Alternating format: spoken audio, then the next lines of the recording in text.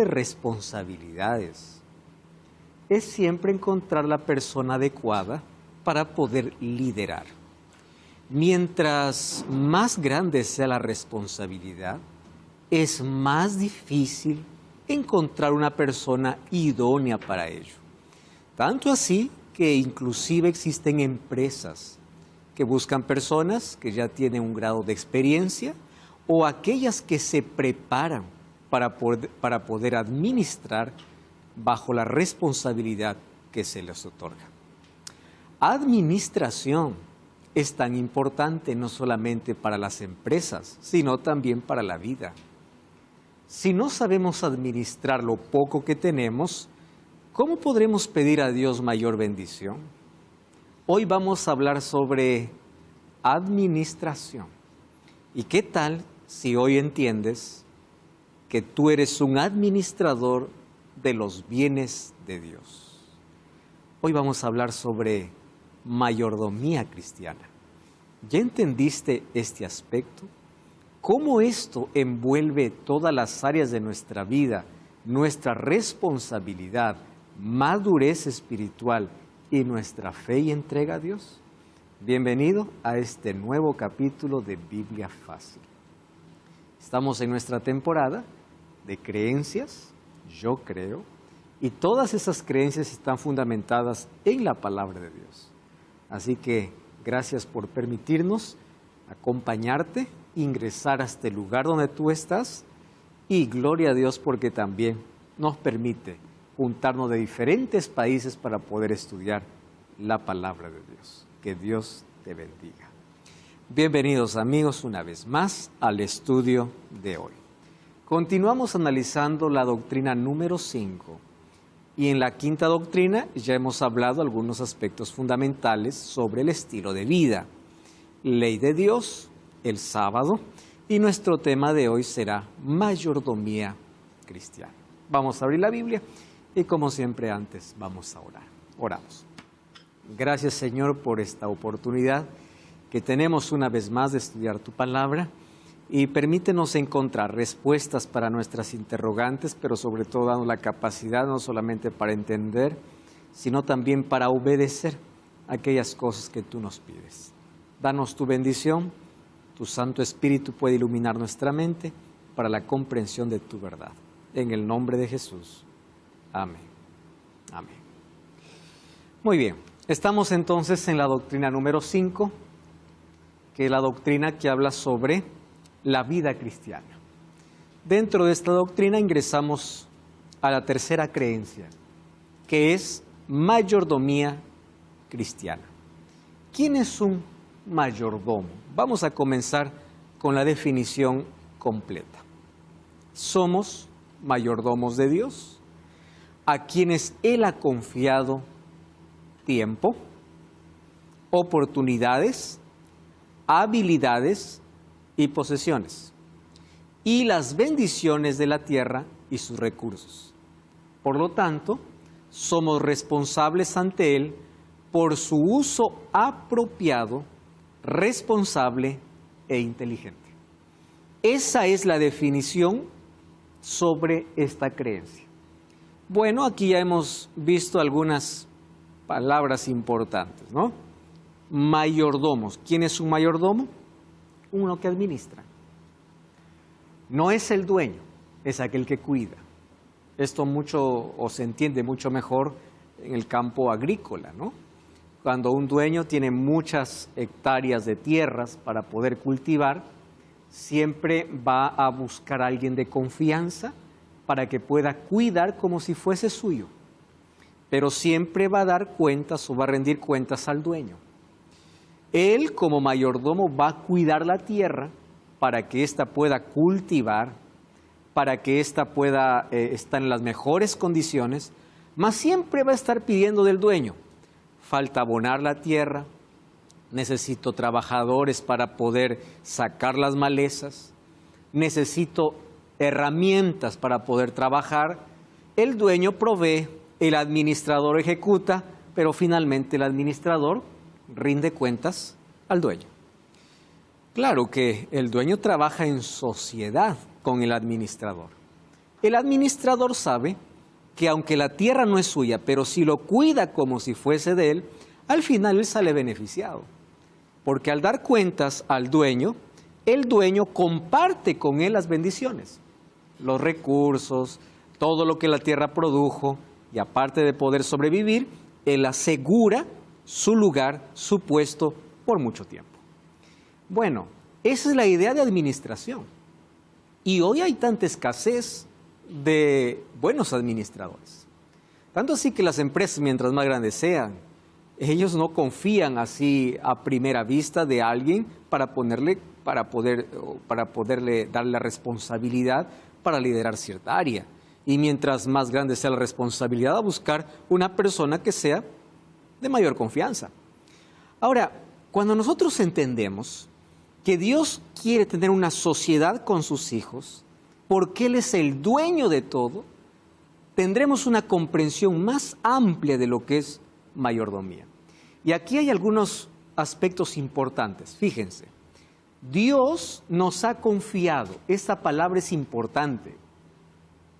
Dios nos ha confiado. La pregunta es, ¿soy digno de confianza? ¿Soy leal al dueño? ¿O es que yo sustraigo cosas que no son mías o creo ser dueño de aquello que no soy? Porque Él ha confiado, ¿qué cosa? Tiempo, oportunidades, habilidades, posesiones, bendiciones y todos sus recursos. Por lo tanto, somos responsables por el uso de todo lo que recibimos, y esto debe hacerse de manera apropiada, responsable e inteligente. Muy bien. Para hablar de mayordomía necesitamos entender 4 principios bíblicos, ¿correcto? Primer principio es el principio de propiedad. Vamos a Salmos capítulo 24, versículo 1. Salmos capítulo 24, versículo 1. Dice el texto bíblico así: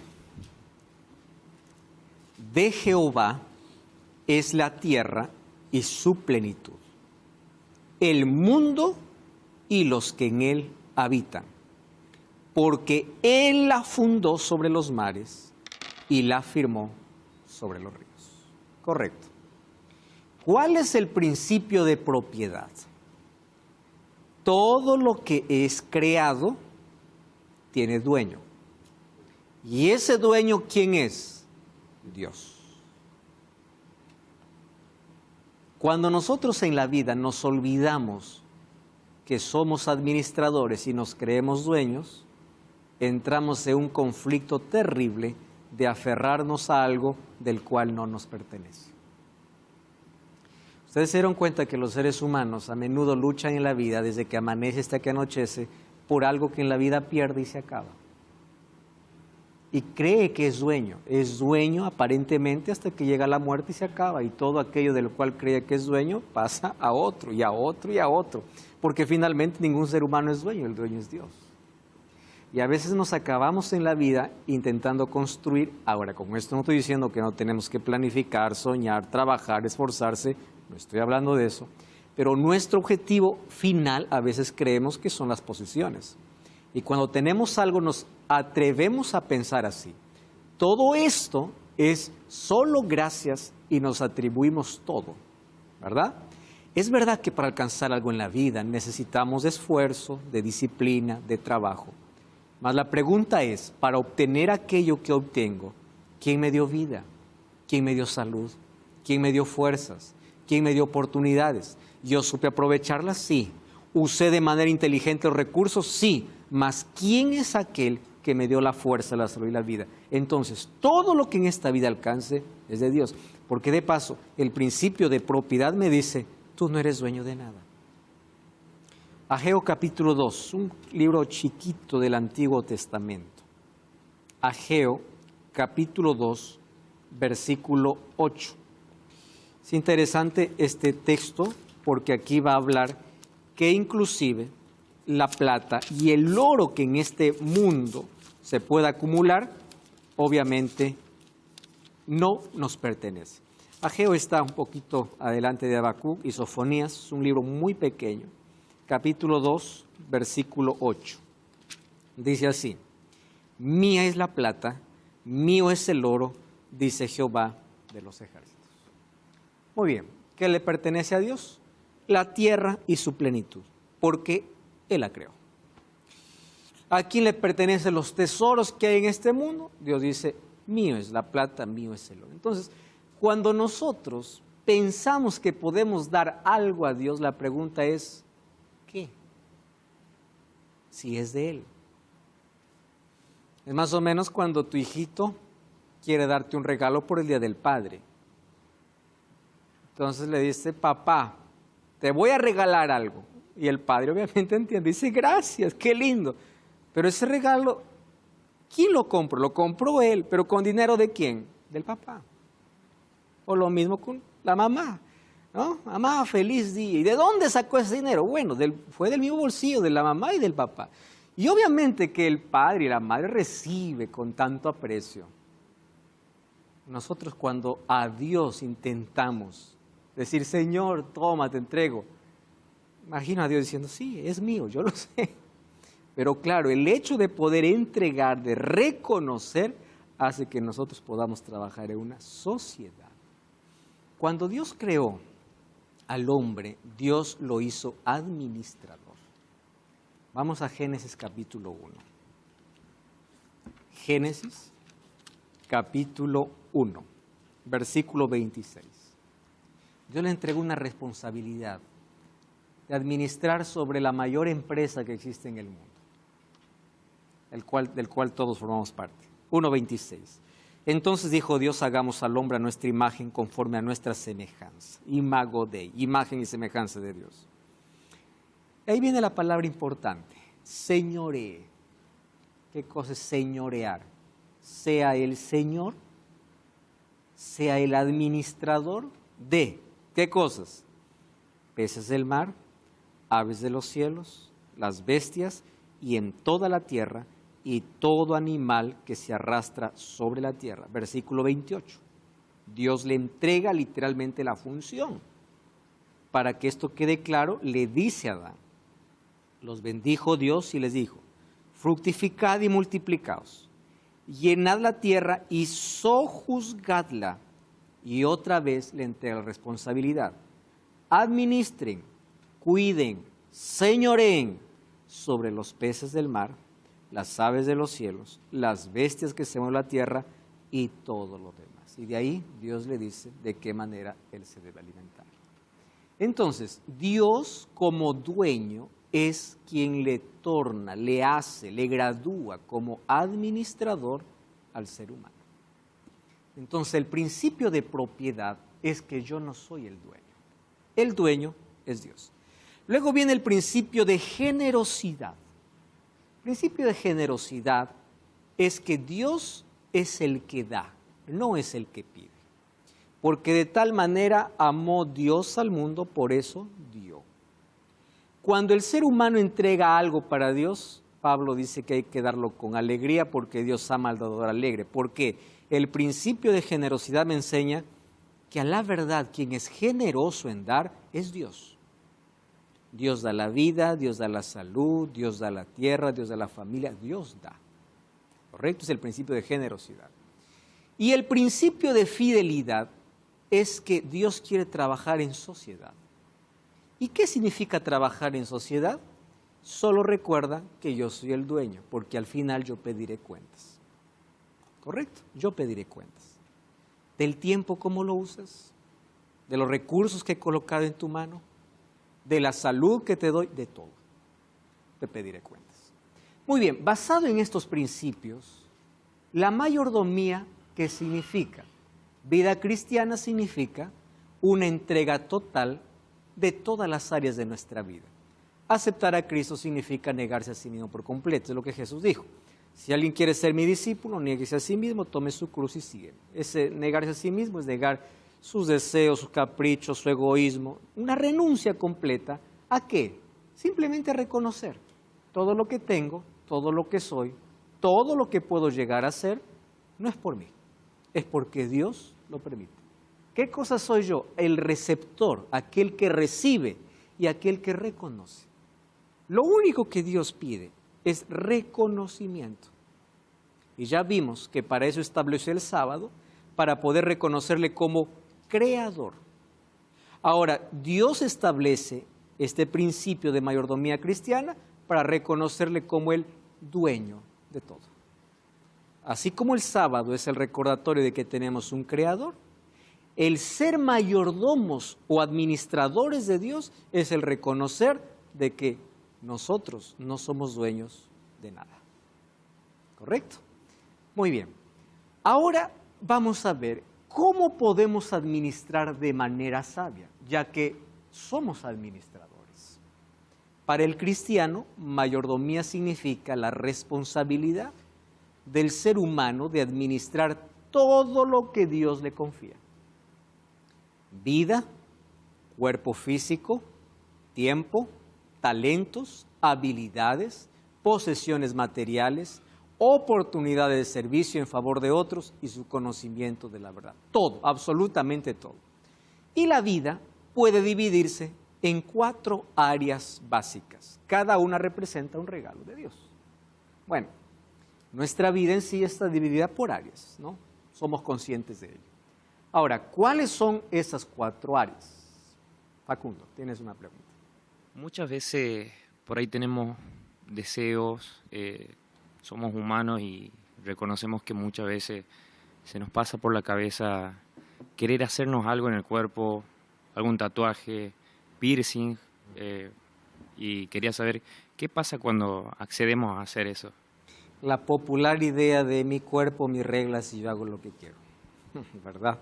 Mucho más acentuado en nuestra sociedad moderna. Porque el ser humano pasa por fases la vida. Para comenzar, ningún ser humano nace siendo ateo. Todos nacimos creyentes. Son las experiencias de la vida que nos hacen darle espalda a Dios y dejar de reconocer a Dios como nuestro creador, nos tornen en los seres humanos más egoístas, pensando que todo el mundo gira a nuestro alrededor y creyendo de que somos dueños de todo. ¿Sabes hasta cuándo es eso, Facundo? Hasta que algo tan insignificante como un virus llamado COVID nos encierra en casa y nos dice, tú puedes morir hoy. Y ahí el ser humano se da cuenta que a la verdad no es dueño de nada, ni siquiera de un día más de vida, y que todo lo que pudo acumular en su vida lo puede perder porque no es suyo. Entonces, cuando el ser humano a veces está a la orilla de la muerte, recién puede reconocer que lo más importante era un Dios, era tener paz, era tener esperanza y era tener la vida segura en las manos de alguien que no puede perder. Mientras tanto, el ser humano se cree todopoderoso, grande. Una de las mayores cosas que la Biblia condena es la soberbia, ya que es el pecado más escondido y más acariciado y más amado por el hombre. La soberbia y la idolatría son pecados arraigados que vienen con nuestro egoísmo. El ser humano, cuando todo le va bien, cree que todo es por sus méritos. Se cree tan poderoso. Basta subir a un avión y solo a unos metros de distancia ver que los edificios son pequeños y el ser humano desaparece para ver solo la insignificancia humana. O basta estar en la cama de un hospital con un diagnóstico determinante para decir que no somos nada, absolutamente nada. Pero mientras esas cosas no ocurran, el ser humano se atreve a decir, esto es mío, mío y mío, es mi cuerpo, yo hago lo que quiero. Mi cuerpo, Dios te trajo a la existencia. Pero cuando el ser humano olvida de dónde viene, no sabe a dónde va, en el presente, ¿qué cosa sucede? Hace tantas cosas que finalmente termina autodestruyéndose. La falta de sentido en la vida hace que el ser humano pueda creerse el dueño de todo cuando no es dueño de nada. Quien no sabe de dónde viene, no sabe a dónde va. Y aquel que no sabe dónde va, no sabe qué hacer en el presente. Por eso que se va a sumergir siempre en todo lo que aparece, tratando de traer un poco de sentido a la vida, tratando de, finalmente termina en el vacío. Entonces, cuando hay personas que dicen, esto es mío, hago lo que quiero, es porque aún dando la espalda a Dios, no han reconocido de que no son dueños de nada. Incluso con nuestro cuerpo necesitamos glorificar a Dios. Pero una persona, vamos a imaginar que todo eso lo hizo en el pasado y hoy reconoce y dice, no, ahora reconozco, más quedan marcas de mi pasado. Dios perdona, Dios nos da una nueva oportunidad y aún la persona cuando se haya hundido tanto en todo lo que quiera, cuando reconoce su mal, cuando confiesa su pecado y arrepentimiento, Dios le abre la puerta y tiene una vez más la oportunidad de la gracia y la salvación, sin importar lo que ha hecho más en el pasado. Mas cuando somos llamados por Dios, una vez más, tenemos el sentido de responsabilidad. A partir de hoy seré cuidadoso. ¿Correcto? Voy a cuidar mi cuerpo, voy a cuidar los recursos que Dios me da. ¿Cuáles son las 4 áreas que representan, obviamente, los dones que Dios nos da? En primer lugar, 1 Corintios 6, 19 y 20, es un texto extraordinario. El texto dice así: ¿O ignoráis que vuestro cuerpo es el templo del Espíritu Santo, el cual está en vosotros, el cual tenéis de Dios, y que no sois vuestros, porque habéis sido comprados por precio? Por lo tanto, dice Pablo, glorifiquen a Dios en vuestro cuerpo. ¿Por dónde comienza la sabia administración de la vida? Cuidando tu salud. Porque si no eres capaz de cuidar tu salud, ¿qué vas a cuidar del otro? Si no somos capaces de cuidar algo que es nuestro, algo que Dios nos dio, ¿cómo vamos a cuidar de otros aspectos de la vida?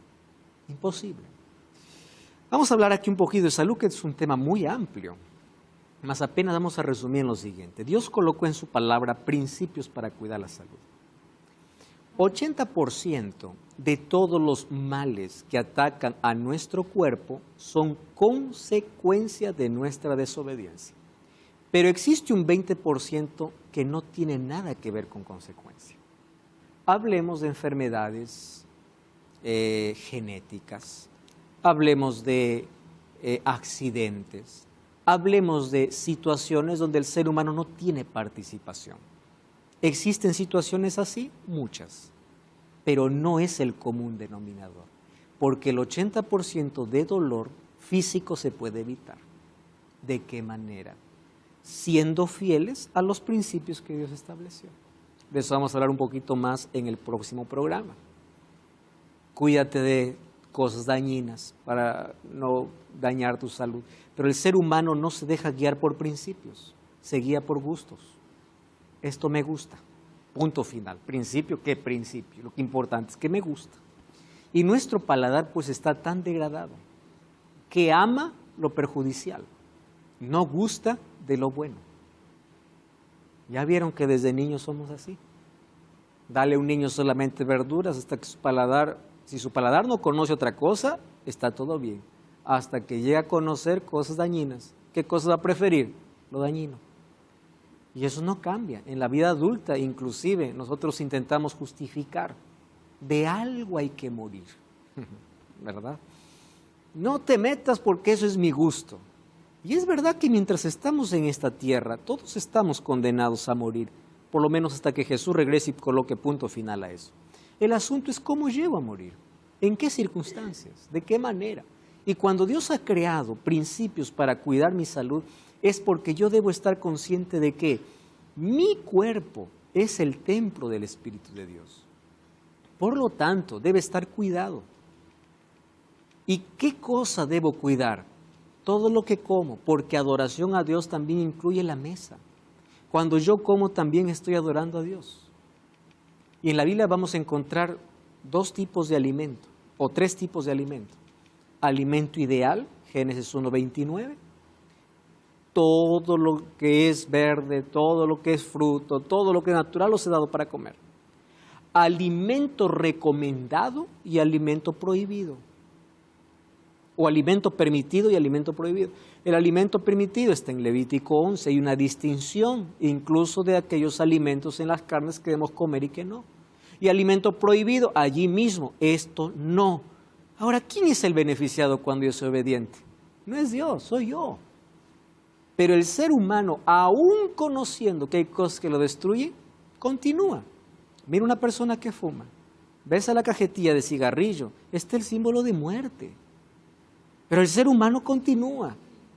Uno, porque no tiene conciencia de que su cuerpo es el lugar donde Dios quiere morar. Dios no mora hoy en paredes, en edificios, en estructuras, en seres humanos. ¿Y de qué manera? A través de su palabra. Y la palabra de Dios entra en un cuerpo saludable, en una mente sana, en una mente cuidada. Entonces llega para limpiar, para fortalecer, porque somos el templo del Espíritu Santo. Ahora, el cuidado del cuerpo es importante porque es así como podemos glorificar a Dios. ¿Recuerdan ustedes el texto que leímos? Temed a Dios y dadle gloria. ¿De qué manera damos gloria a Dios? Con nuestro carácter que es semejante a Él y el cuidado de nuestro cuerpo. Así es como damos gloria a Dios. Nosotros tenemos hoy a disposición por lo menos 8 remedios naturales que si hiciéramos caso a esto evitaríamos ¿cuántas consultas? Ahora yo les mencioné, gran parte de nuestro sufrimiento es provocado, hay otro que no lo es. Hay enfermedades en la vida que vamos a enfrentar, donde el ser humano se cuidó, se protegió y aún así enfermó. Debemos recordar que estamos en un mundo donde hay un conflicto, donde los hijos de Dios sufren, los buenos sufren, bueno, buenos entre comillas, ¿no? Porque todos somos malos. Pero nosotros podemos evitar un 80% si somos obedientes a los principios que Dios estableció. Y los 8 remedios naturales se pueden aquí resumir en una palabra: adelante.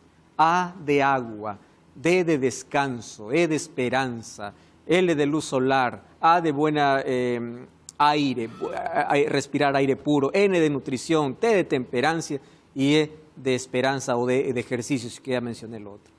Entonces, todo eso nos ayuda para poder mantener nuestra salud. Incluso personas que están enfermas, si consiguieran practicar estos remedios, van a ayudar para que puedan recuperarse mucho mejor. Dios quiere el cuidado de nuestro cuerpo, pero es apenas un área. Hay 3 áreas más que necesitamos cuidar. ¿Por qué? Somos buenos mayordomos de Dios. Hablar sobre mayordomía cristiana es saber administrar fielmente los recursos que no son nuestros, son de Dios. Ahora, ¿hasta qué punto el ser humano puede ser libre de usar esos recursos sin dejar de ser fiel?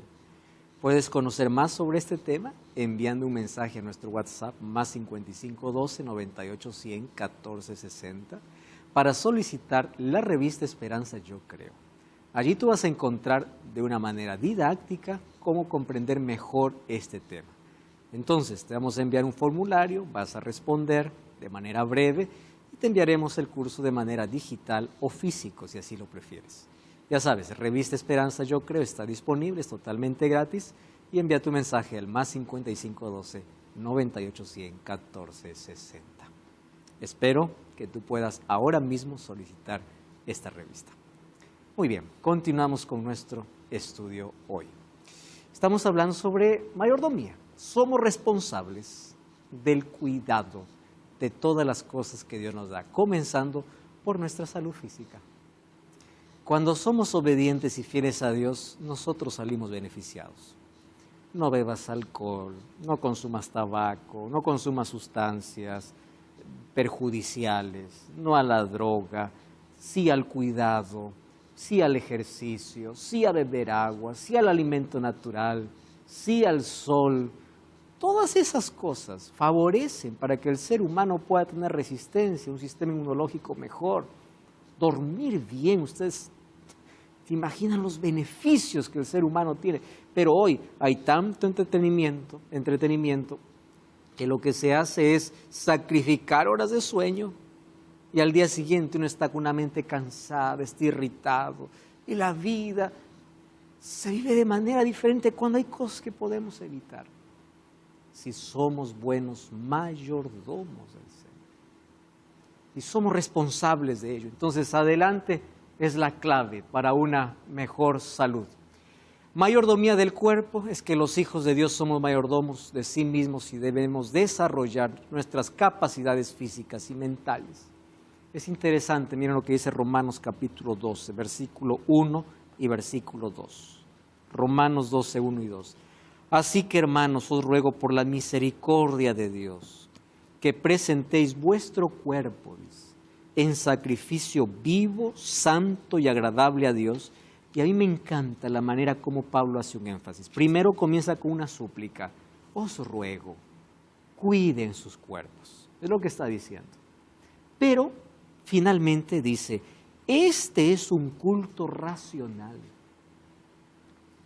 Dios no está esperando un culto emocional, sino racional. Y un culto racional tiene que ver con contenido, tiene que ver con el uso inteligente de nuestras decisiones, tiene que ver con un razonamiento. El culto tiene que ser racional. Para que sea racional, tiene que tener base sólida en la Biblia. Para que sea racional, necesita tener una mente dispuesta. Porque si no, solamente es emocional. Hay gente que busca cultos emocionales. Si río o lloro, ya está. O sea, da culto a sus emociones. No está mal reír o llorar. Pero Dios quiere un culto racional, inteligente, que tiene que ver con, voy a aprender y lo que aprendo aplico. Eso vivo. Entonces, parte de eso, ¿qué cosa? Es cuidar nuestra salud. Miren el versículo 2. No os conforméis a este siglo, sino transformaos por medio de la renovación de vuestro entendimiento, para que comprobéis cuál es la voluntad de Dios agradable y perfecta. Entonces, el cuidado del cuerpo y el cuidado de la mente genera dos cosas: un culto racional a Dios y la comprensión de la voluntad de Dios. Por eso es que Daniel, cuando estuvo en Babilonia, él dijo, yo no voy a comer nada de lo que el rey come en su mesa, ni la comida ni la bebida, porque él entendió que necesita tener una mente dispuesta, un cuerpo saludable. Y es por ello que Daniel llegó a la gloria que tuvo en Babilonia, aún siendo esclavo, igual que José, que luego terminó como gobernador en Egipto. Muy bien, pero no solo es el cuerpo, es el tiempo. Efesios capítulo 5, vamos al Nuevo Testamento. Efesios capítulo 5, versículo 15 y versículo 16. Miren qué interesante este texto bíblico. Efesios capítulo 5, versículo 15. Dice así, mirad pues con diligencia cómo andan, cómo viven, no como necios, sino como sabios. ¿Cuál es la diferencia aquí entre un necio y un sabio? Versículo 16. Aprovechando bien el tiempo, porque los días son malos. Por tanto, no seáis insensatos, sino entendidos en cuál es la voluntad de Dios. ¿Qué cosa significa andar bien? Aprovechando el tiempo. Miren, el tiempo es aquello que no se alquila, no se compra, no se vende, solo se gasta. No hay manera de poder alquilar un poquito de tiempo. Si se dan cuenta, todos los seres humanos tenemos la misma cantidad de horas. Los ricos no tienen 28 horas al día y los pobres no tienen 10 horas al día. Todos los seres humanos tenemos 24 horas. Hay igualdad. El asunto es cómo algunos administran sus 24 horas. ¿Cómo? Algunos se lo pasan jugando y disfrutando y luego se quejan. Yo no tengo oportunidades. Dios dice, te di tiempo. No lo aprovechaste. Porque mientras tú estabas entretenido en redes sociales, el otro estaba aprendiendo. Y luego vienes y reclamas de que yo soy el culpable, si lo que te he dado es tiempo para administrar. Mientras tú estabas durmiendo, él estaba leyendo. Mientras tú estabas allí divirtiéndote y acabando con tu vida, él estaba preparándose. Y luego no vengas a decir, es mi destino, es así. No. Administración de tiempo es la clave de la vida. Qué bonito poder colocar en nuestra agenda aquello que es prioritario. Los seres humanos corremos detrás de lo urgente, olvidando lo importante. Esto es urgente. ¿Y lo importante? ¿Qué es lo importante? Dios. Busca primero el reino de Dios. Si tú no buscas a Dios, todo lo que hagas en la vida ya está desordenado. Dios en primer lugar, mi búsqueda es a Dios. Luego, el cuidado de mi familia. Luego, el cuidado de mi salud. Luego viene el trabajo. En mis horas de trabajo, yo sé los horarios. Hay horario para trabajar, horario para comer Y cuando ya se acaba la hora de trabajar, horario para la familia, horario para los hijos. Y cuando es la hora de dormir, yo no voy a quebrar porque es hora de dormir. Si nosotros seríamos disciplinados en nuestro tiempo, tendríamos tiempo para aprender un nuevo instrumento, un nuevo idioma, hacer buenas relaciones, tener salud. O sea, tendríamos tiempo para todo. Pero andamos como necios, corriendo detrás de lo urgente, olvidando lo importante. Trabajamos tanto, perdemos la salud, para que luego con lo que hemos recogido de dinero, intentemos recuperar la salud. Así somos en la vida. Trabajamos toda una vida queriendo lograr algo, luego llega la muerte y estamos perdidos para siempre.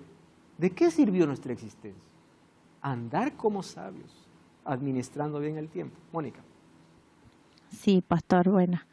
Mi pregunta es, ¿cómo puedo yo ayudarla? Tengo una clienta, soy peluquera, usted sabe.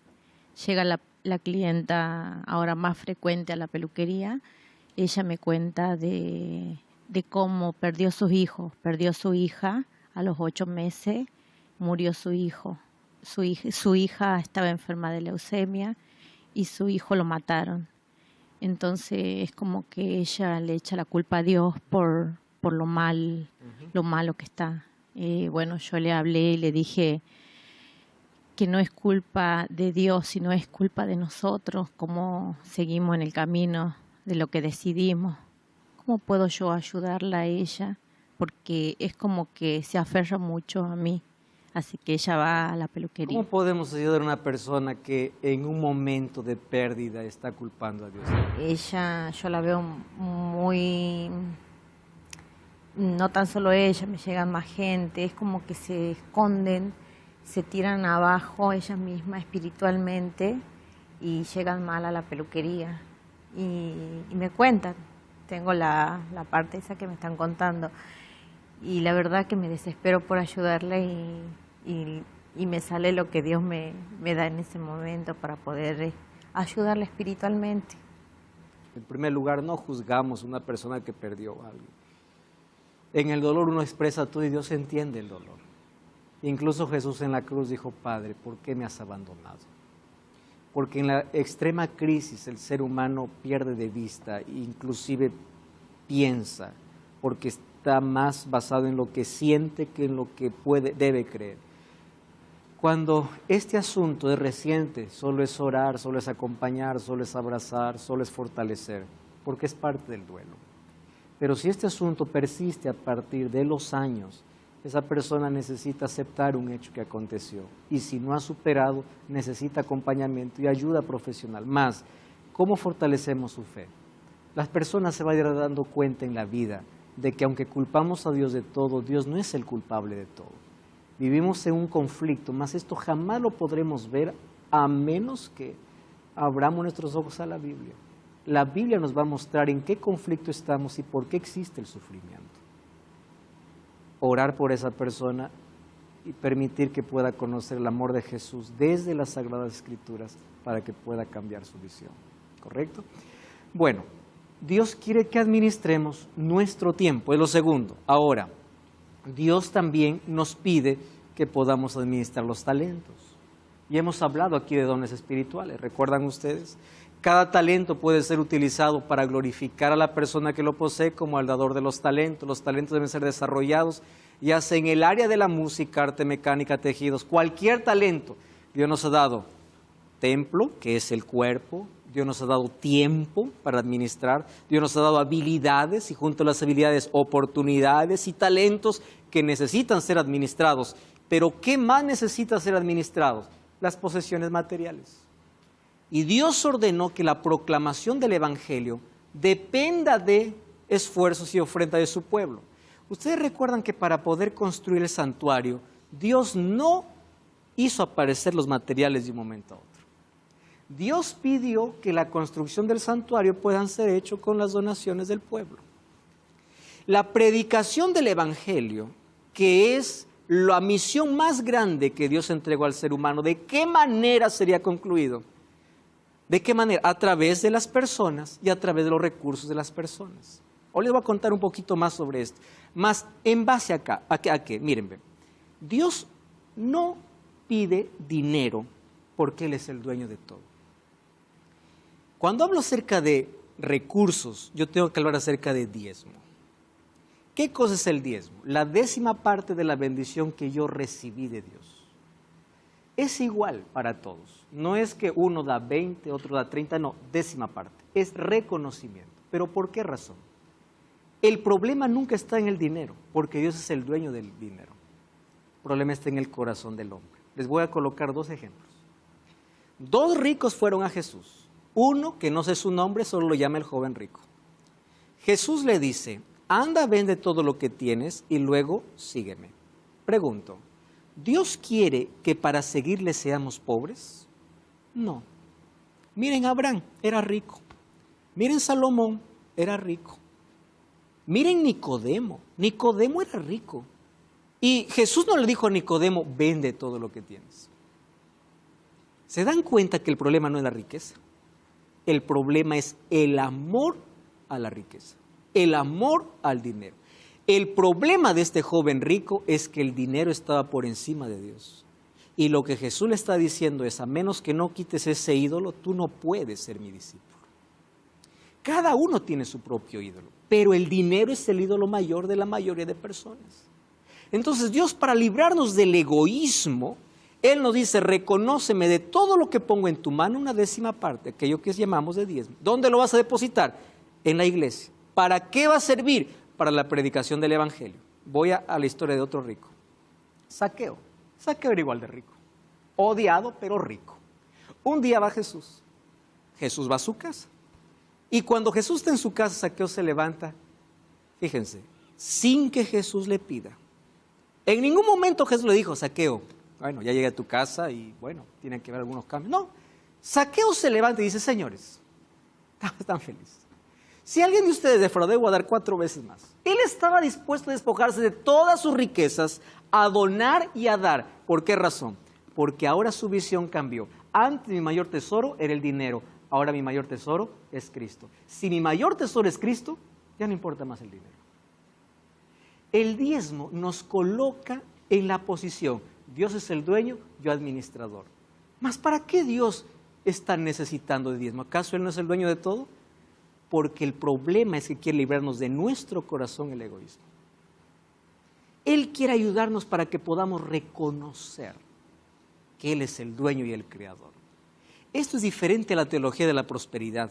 Le voy a establecer la diferencia. La teología de la prosperidad viene y te dice, ven, entrega todo lo que tienes porque Dios te va a dar más. Entonces la persona se va y da por interés de recibir más. El diezmo no. El diezmo es entrega la 10ª parte, no porque quiere recibir, sino porque Dios ya te dio. Es una expresión de gratitud. La teología de la prosperidad no es bíblica. No es bíblica. Entonces las personas que dicen, ven, entrega todo, ven de tu casa, ven, entrega todo. Si tú vas y lo entregas como gratitud a Dios, sin esperar hacer un negocio con Dios, es diferente. Pero hay personas que llenan las iglesias solo porque quieren negociar. Señor, yo te doy 1000 y espero 10,000. Y allí viene el ciclo de ambición y culpa. Ambición porque quiero recibir y culpa porque si no recibes porque te falta fe. Eso no es bíblico. El diezmo es la 10ª parte de aquello que ya recibimos. Y el diezmo es más antiguo que el sacerdocio levítico. Vemos en Génesis que Abraham entregó el diezmo, que Jacob prometió el diezmo, antes que surja la tribu de Leví. Ahora, ¿de qué manera se usa en la iglesia adventista? Yo voy a hablar de la experiencia de la iglesia adventista, no de otras iglesias. En otras iglesias, obviamente, todo el diezmo va para la administración del pastor. En la iglesia adventista, no. El diezmo se reúne y no llega para el pastor. Llega para una administración donde es distribuida. Y todos los pastores, es verdad que reciben un salario por igual. No es que tú recibes más porque tienes más miembros, tú recibes menos porque tienes menos miembros.